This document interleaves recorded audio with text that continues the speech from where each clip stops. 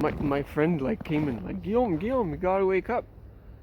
And a couple police at the front. So the time has come for eviction. And flip it on your shoulder.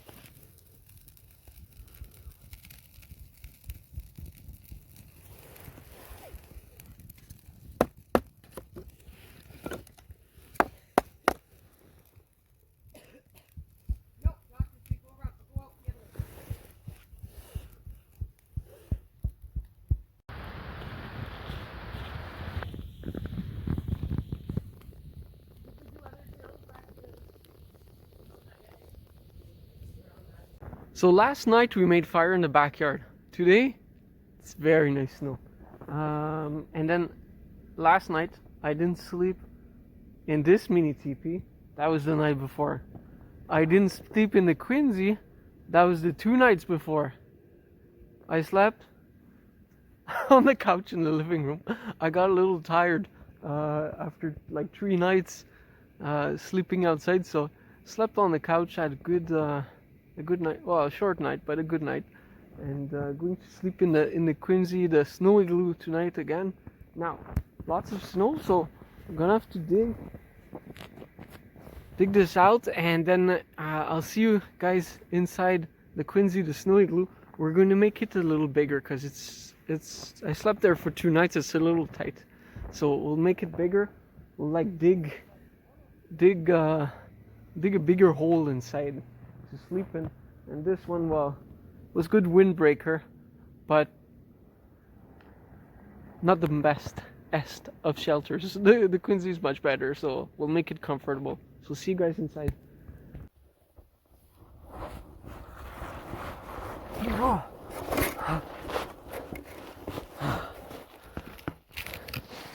It is nice in here. It's warm. Look. Oh, I guess the body temperature melted the snow under the sleeping bag, and there was a couple layers. A tarp, then a little inflatable mattress, then a blanket, and then a sleeping bag, and then me inside. So imagine, I could feel the cold from the soil because the soil was feeling my warmth. A transfer of energy. So now what we're going to do is dig in the roof, dig in the walls, make the space a little bigger, because now it's about 2 feet high. So if we can get 2.5 feet high, 2 feet 8 inches, so if we can remove 8 inches, that'd be awesome. And it's still there's still light outside, so we're going to see through the snow, hopefully, if we get too close to the top. Now there's this light inside. Look, that's without the light, which is not bad, and my feet are in the way of the entrance though, so if I move my feet, we got pretty good light in here. So it is quite nice when you wake up in the morning. So yeah, let's get digging. I want to make the hallway, the entrance, a little bigger too, so we'll go remove a couple inches on top there, so that it's just easier to go in and out.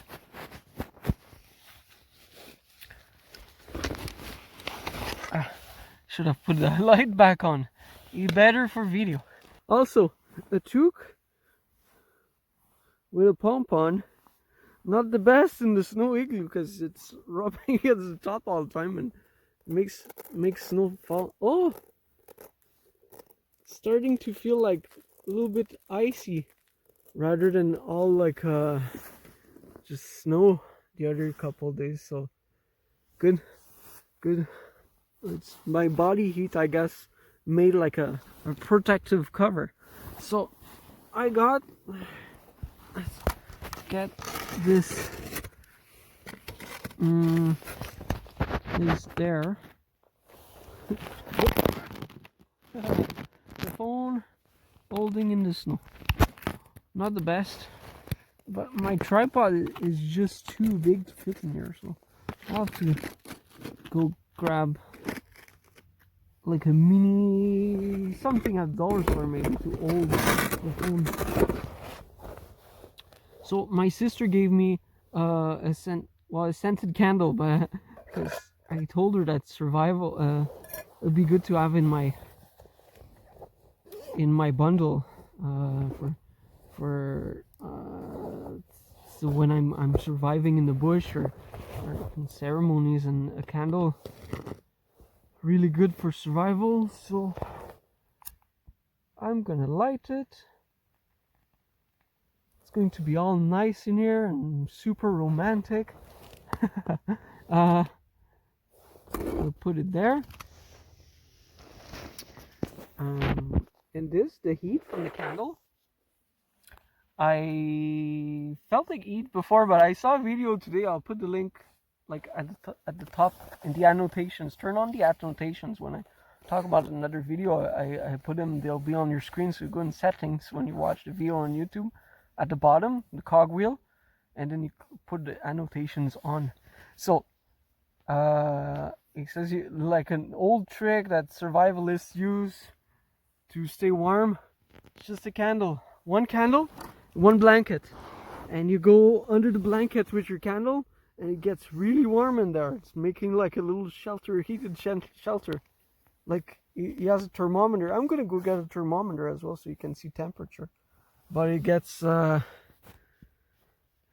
warm pretty quickly, and the same thing happens here in the Quincy and the snow igloo. It gets warm just from that little candle alone, and the body warmth and heat. Okay, so let's put that back there, and then we'll start digging the walls.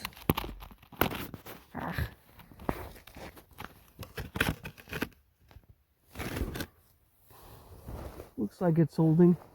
Okay, I don't want to knock the candle. That's the only thing.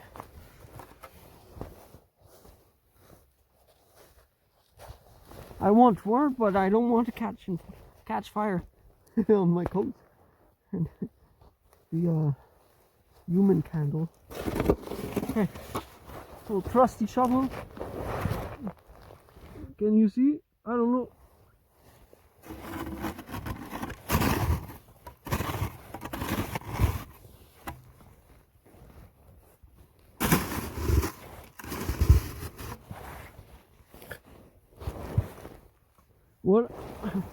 What I could do is like put ski goggles, a face mask, and dig like crazy, and it'll all follow me. But we'll go slower this time.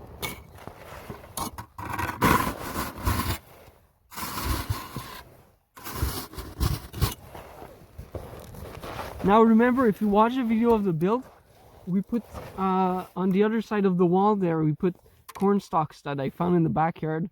Dry corn stalks that were left from the summer in a pot, and put them through the snow about 10-11 inches deep.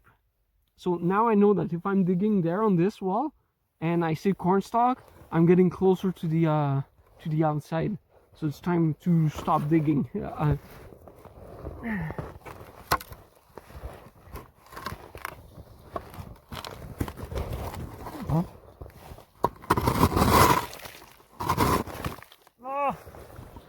It's all falling my neck.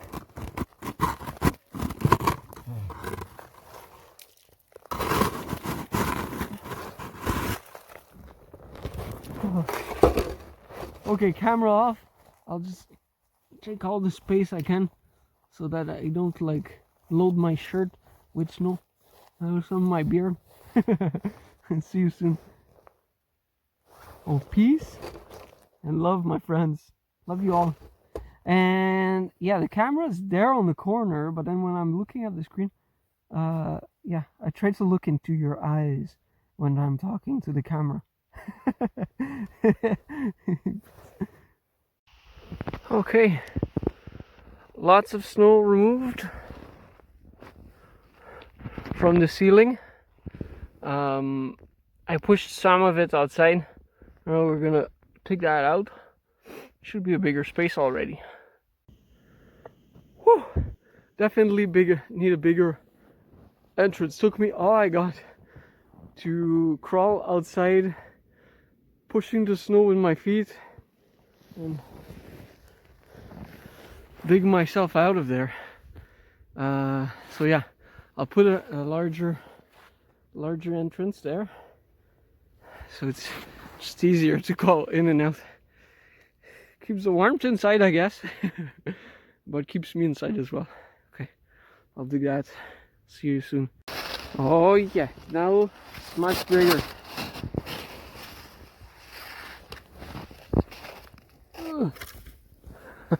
I need both hands to shovel. Yeah. Now we have bigger doors, so it'll be easier. So I just put all the snow that was left inside at the door. I'll push it with my feet while crawling out. Okay, so I push with my feet out. It's good training, good leg training. Maybe if you can't go to the gym, you start digging holes in the snowbank and pushing snow out with your feet. Oh yeah, I can even be sideways in the entrance. That's good, lots of space. I'll keep pushing the snow out. Oh.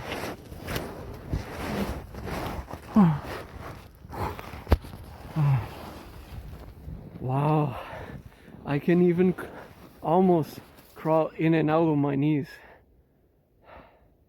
That is lots of space, perfect. So I'll just do a bit of cleaning, remove all the snow there. That'll be good for tonight. No, it's not nighttime yet, but it'll be much better tonight. So no more of that shaky tent, unless I don't know, unless I improve it. But one night was enough. It did protect me from the wind though, and a bit from the snow. I mean, there was more snow on the ground than on me in the morning, so that was good. So just did a little bit of cleaning of this wall back there at my feet, because I know I like to sleep with my legs stretched. If I sleep like fetus position, like you get warmer, but my leg's bothering me. So I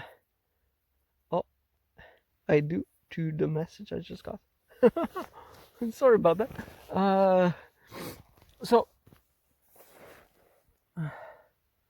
yeah. So just remove a bit of that wall right there. I'm gonna take that out as well. Oh. I'll be ready to go have dinner with my friends inside. We have moose cooking, which is awesome, which is like one big benefit of living with the native people, is that we eat well. A lot of meat in northern Ontario, because well, it's winter and meat is something that you can get during winter. And let me remind you why we're here right now. Where I'm building this snow igloo just in front of the house that's back there, that's providing Wi-Fi, a super 5-star experience in this little snow igloo. We're here because of the treaties that were signed between the Crown and the native people back in the 1800s. For here's the Robinson-Huron Treaty, which I believe is 1850, and essentially native people were much more organized and were stronger than we were. But the crown wanted the land, the British Empire, so made a deal with the native people that, look, you give me your land, we're gonna give you like those little, like you'll still have land to live off, which became the reserves, and what we're gonna do in return is like you give us all the rest of the land, which becomes crown land, and you'll never have to pay taxes, like ever, not like for 10 years, like ever, and we're gonna provide you with healthcare and different stuff that was negotiated at the time. Um, so no taxes. That was part of the deal. Like how we got all of Canada and all the natural resources there was because of those deals that were made. But now today, my friend, who's native person with native descendants, has bought a home in the city, and now she has to pay city taxes, which the crown has said no taxes for the native people. So why would she have to pay that? And that's a battle that she took on. Because she was not paying city taxes, then the bank that was at a loan against the property wanted the taxes to be paid, because the city can take the property if the taxes are unpaid, and blah blah blah. It escalated to the point where she got evicted from her house, and now she's been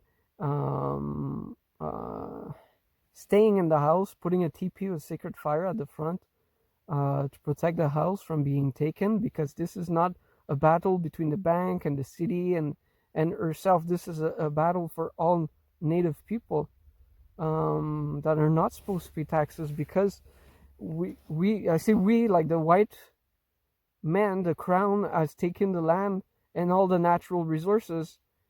It's not like you're fighting a war and you win the territory and now you own it. There was literally just a deal being made that is not respected today. And worst of all is that the white people, the church government, the crown, has spent the last 100 or so years trying to assimilate the Aboriginal people, the native people, starting from residential schools, removing the love from the heart of the children and putting hate instead, and separating them from their parents, and doing atrocious things there to try to break the people and eliminate essentially the natives. After that was followed when like the public started learning about what was done in the residential schools, because people would shut off because they were just so ashamed or afraid of talking. And after that, well, the 60s coup started, and then it's taking the children from their mothers as childcare protection, and separating the mothers and the children, and yes, in some cases it's to protect the children, but let's say it was not properly done. So now, well, there's so many battles that my friend has taken on her shoulders. So I'm here to help, because I got nowhere else to be this winter but in a snow igloo, and I thought I would go build one in the bush, but my friend needs help.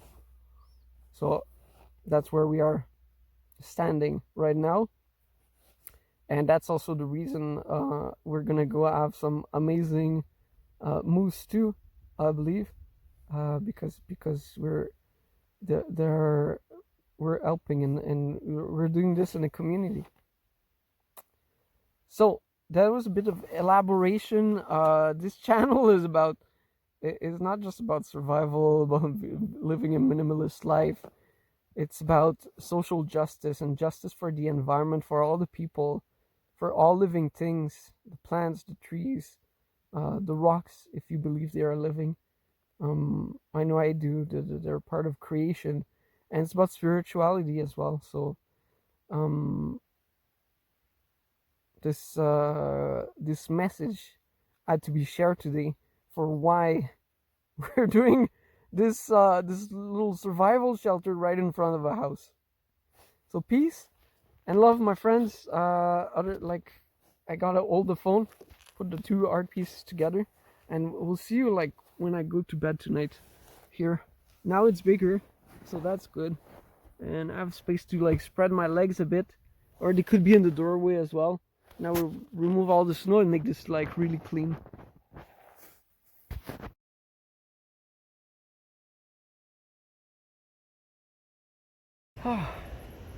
Morning, my friends. I was sound asleep in the Quincy, and my friend like came in like, Guillaume, you gotta wake up. And a couple police at the front. So the time has come for eviction. So police says we got a court order saying we need to evacuate the property. The bank is taking possession of the property. You gotta leave. My friends are arguing, well, no, you gotta bring the right people. We need to talk with the people. We need to have a discussion, because we're not supposed to vacate the property because of the rights of the treaties of not having paying taxes. Like, this is a battle that's much bigger than the police at the front and the bank. This is a battle that will go to Supreme Court. Because the natives are not supposed to pay taxes because of the treaties that were made. So now standing, and we'll see how that goes this morning. We'll have a discussion. So my friends, peace and love always wins. So I'll play the drums. Oops. Could be dealing with the old man, never mind. Police gone. There's one car left. We don't know if they're gonna stay or not. But it's good. Lots of people came. And made sacred fire. And more coming. Peace and love, my friends. Those treaties will be respected. Like, we need gas. I'm like, okay, we'll just. Hey, my friends. So everything calmed down. I was like, I was sound asleep. I slept really late. It was past 4 a.m. when I fell asleep in the snow Igloo back there in the Quincy. And this morning around, I don't know, 8, my friend came outside and she's like, Guillaume, wake up. And I can't hear, like the snow is really good insulation for sound. So I didn't wake up, and then she kicked my boot was sticking out of the Quincy. Had like slid down. It like created like a ice inside, and there's a bit of a slope, so I was sliding down. Anyways, so she kicked my boot and she said, Guillaume, you gotta wake up. There's police at the front. So I got up. Took me like a minute or two to get out, and then I see in the street were a couple police vehicles.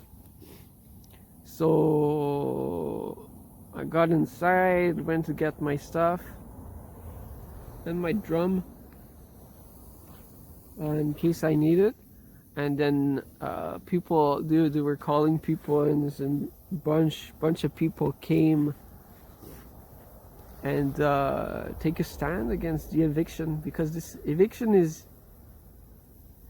quite illegal if you think about it. It was from a court order that the bank was giving. But the big question is, why would the bank evict my friend from her house? Is because she was not paying city taxes, and part of the mortgage, when you sign the contract, well, then you say that you're going to pay city taxes. So because she didn't respect the contract, then the bank wants to kick her out. But why was she not paying city taxes is because of the treaties that were signed in like 1850, I believe. A deal that was made between the native people, the Anishinaabe people here, and the Queen, that they were going to give the land to the crown, but the crown was going to give them some land that they could use in return, and they would take care of the health of the native people, and they would also they would never have to pay taxes. And now my friend has taken this battle for quite a while now. Is like, well, why do I have to pay city taxes to the government, to the municipal government, if the treaties were made, the deal that was made, like, we give you all the land, all the resources, everything, in exchange for you take care of our health, and we don't have to pay taxes. So that was not respected after all this time, and some atrocities were made about trying to assimilate the native people so that we wouldn't have to respect those deals anymore. Remove their status, which the status was the way to control natives as well, and then residential schools, 60 scoop, taking children away from their mothers. So that's why we're standing here today. And now that, well, now police is gone, so we resolved this peacefully this morning, just by standing here, singing songs, starting the sacred fire. So we'll see how this goes. There are some talks about putting a teepee back right here, so might have to move my mini teepee and the Quimsy.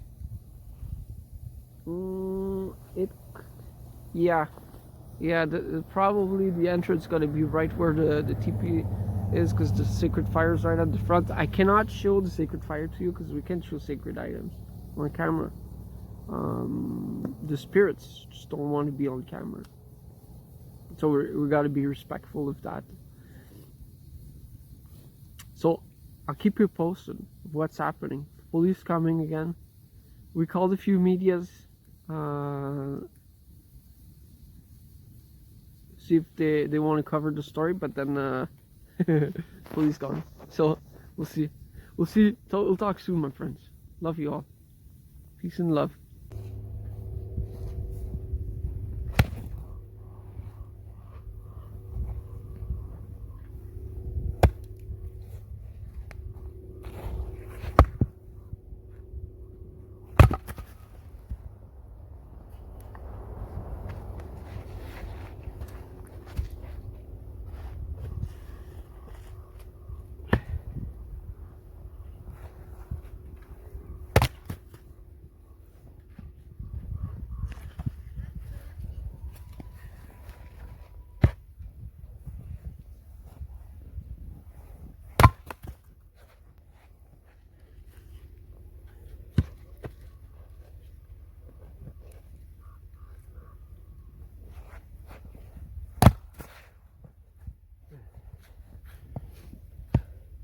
So what I did with the log, trick I learned from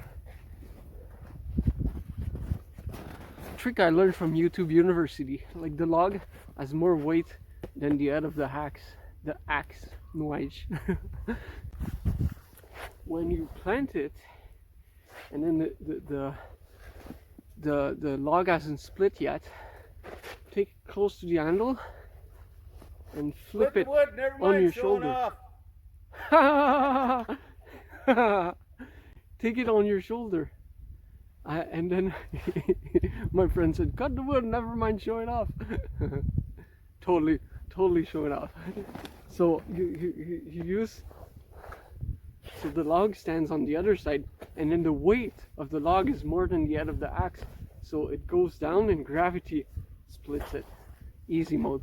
So now change of plans for today. Well, I didn't have much plan. Was going to build more shelters, like the Quincy, the snow igloo back there. Might build another one later, but now became firekeeper. We put a fire, protect the house, the people, the battle, to ask spirit for help. So now became firekeeper, so gotta take care of that fire. So we'll be splitting lots of wood. We have a snow pile that we had over here when the teepee was standing, so we're gonna have to use that, and we might go in the forest tomorrow or something if we need more firewood.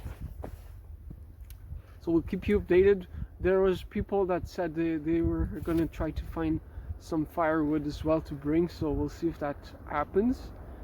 And we'll be chatting later, my friends. Chatting later.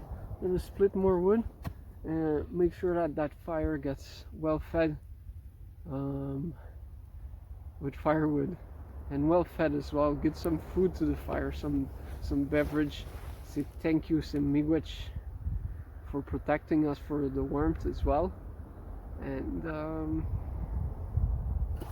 might, when we move the log pile back here, might do another Quimsy snow igloo right here facing the fire. So we'll build those lodges all around the fire. It's going to be awesome, and there's other people that can come spend the night here, apart from just me and the snow igloo there and the little teepee I built. I slept one night, wasn't the best night ever, too much wind and the tarp was shaking all night. Woke up covered in snow because a part of the door flew open. Yeah, maybe that was just for one night. We'll see. Okay, peace, my friends. See you soon. Okay, so just got a phone call. So the Star Lodge that we had built for healing. So we built a lodge. We learned by building it to heal people from drug addiction, alcohol addiction. It's going to serve a purpose right now, because it's been just there around the sacred fire to so that we can test it before we move forward. Well, it's going to come right here, and so the mini teepee that we built is going to have to move. The ice igloo will probably have to move. We'll see, because sacred fire is just behind me right here in the middle of the circle that I can't show because it's sacred. And the Star Lodge, I don't know where the door faces. Apparently you place it with the stars, so I'll have to receive teachings, and then my friends were gonna come and set it up at nighttime. So lots of shoveling to do today while taking care of the fire, so that we can place the lodge that we built with trees that we picked up in the forest. Put pictures so you can see. And yeah, that's the latest update. Okay, bon appétit. Alright, my friends, so been keeping the sacred fire out here. It's totally cold and lots of wind, so I'll go inside a little bit, and the fire's well stoked, so I'll just put some sama, some sacred tobacco, offer it to the fire, and then go inside a little bit, maybe find something to eat. Before I come back, it seems like we won't be able to bring the Star Lodge today, to put around and protect the sacred fire and protect from the wind, which would be awesome. So maybe tomorrow, hopefully, because tonight, well, I think I'll be firekeeping, and that means every I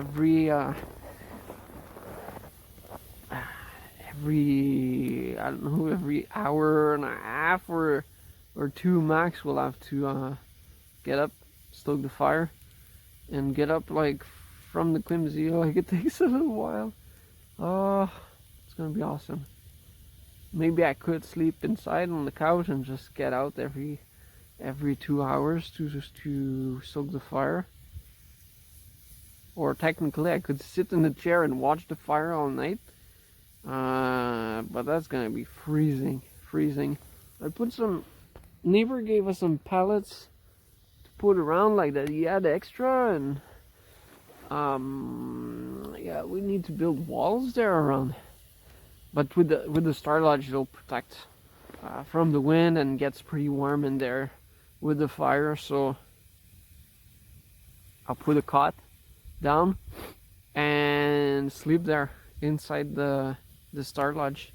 Star Lodge is like two teepees at one end, like two half teepees at both ends, and with a long tent in the middle. We'll show pictures of when we built one, and the one that inspired us was one that I saw during my journey while mountain biking across Canada with a trailer for peace and reconciliation. So we'll see that right here. Or right here, right here, right here. I don't know yet. Okay, peace, my friend. Much love, and we'll see you later. See you later. Keeping the fire here tonight. Mama P. I need my friends. Ooh. Huh. Candle just died for no reason. We'll work on that. So we're just lighting the candle. Put another layer under the bed because it was cold last night, the ground, and might get a pillow as well. And then yeah, we'll work on the tarp and just lighting the candle so that the top, instead of being like snow that breaks, it's gonna be a layer of ice. It's gonna make the Quimsy, the snow igloo, stronger as well. So see you later. I have a good story to tell you. Very, very good story of something that happened today. It's awesome. It's really the proof that we're all connected on this planet. You'll see it in the story. Talk later. Peace. Look how cute that is.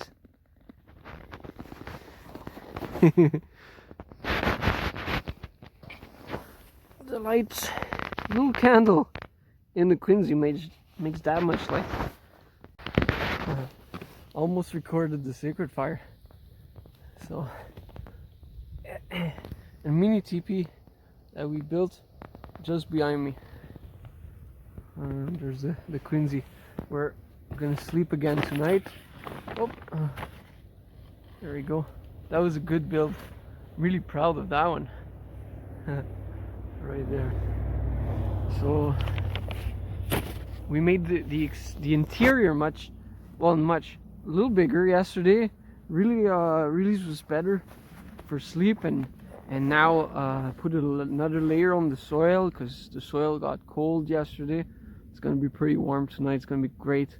And you know, when I was talking about keeping the fire all night and having to come up and stoke the fire, and it's kind of takes a while to get out of the Quincy once I'm in the sleeping bag. Well, somebody offered, like he said, I would love to take care of the fire during the night. So thank you, Miigwech creator. That's awesome. And that's a story I want to tell you. So this person wants to keep the fire tonight. He heard when he went inside earlier and I was keeping the fire outside. He heard the story of what I've done and mountain biking across the country, pulling a trailer behind me, and for the missing and murdered Indigenous women, for Every Child Matters, for peace and reconciliation, for harmony and love. And he heard about that, and when he came out, he said, like, this is a great story. He said, by the way, I'm from Quebec too, but I don't speak French. I'm from a reserve that speaks mainly English. And I said, well, where's that? And he said, Maniwaki. I said, oh my god, this is the reserve. So next to Maniwaki is called Kitsigansby, which means Garden River, because there's a reserve right here near Sault Ste. Marie that's called Kitiganzibi as well, Garden River.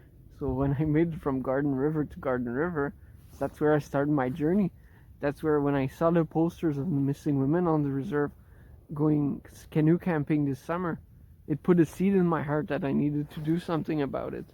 And it's during that week I was riding my bike on the cycling path in Gracefield near Kitsigansby after the canoe camping expedition that a big raven flew in front of me for 10 minutes, and he told me to go west with my bike, and this is where I started riding west.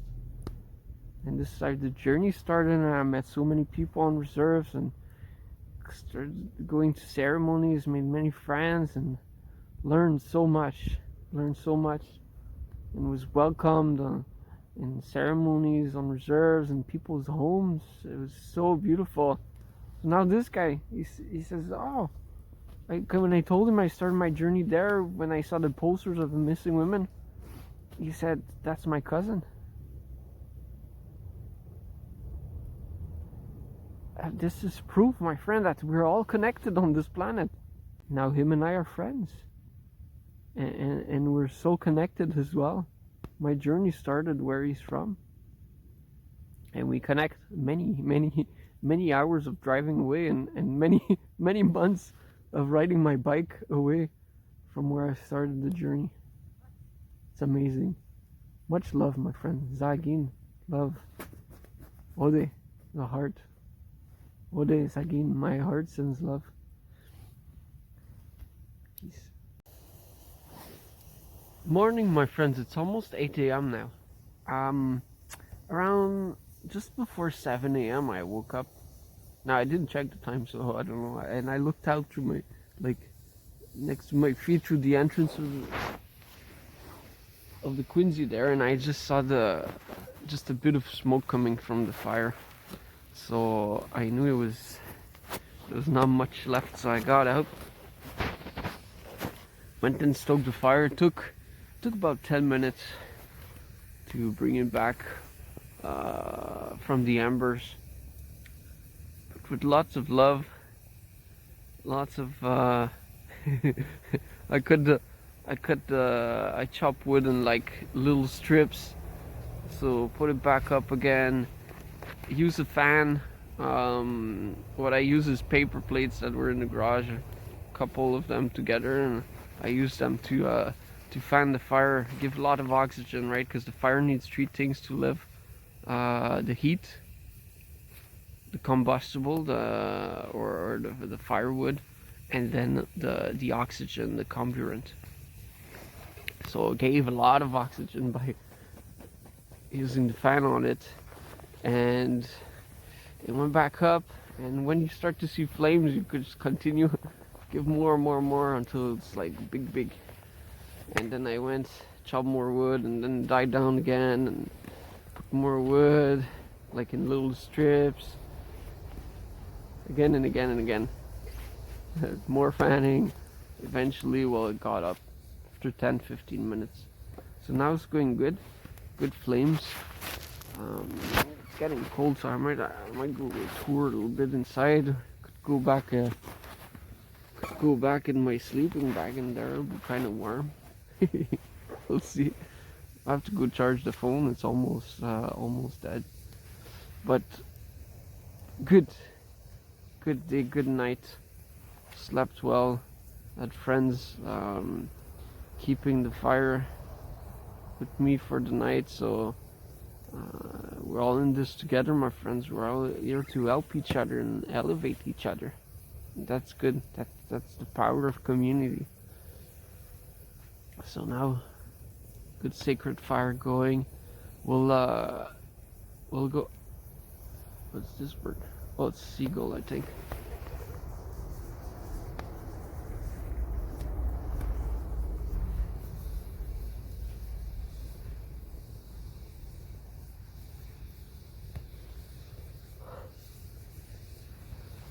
That was a bald eagle.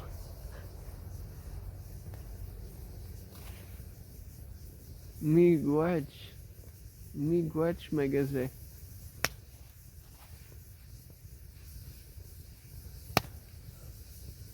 Wow. I think that's the closest I've seen a bald eagle. I've seen many of them while I'm biking across Canada. Along my journey, especially on Manitoulin Island, I saw so many. Two had their huge nest. It's beautiful birds. In the native culture, the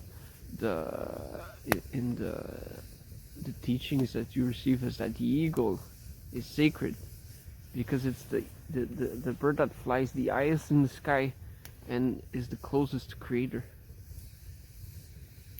Miigwech. There's a song, the Eagle Honor song that goes. Now I don't know the Ojibwe lyrics. Like I can sing along, but I can't tell them right now. But essentially, it says, "I heard the eagle, I saw the eagle, and I followed the eagle." And it's a beautiful song. And one day I'll learn to play it on the drums. I'll play it for you.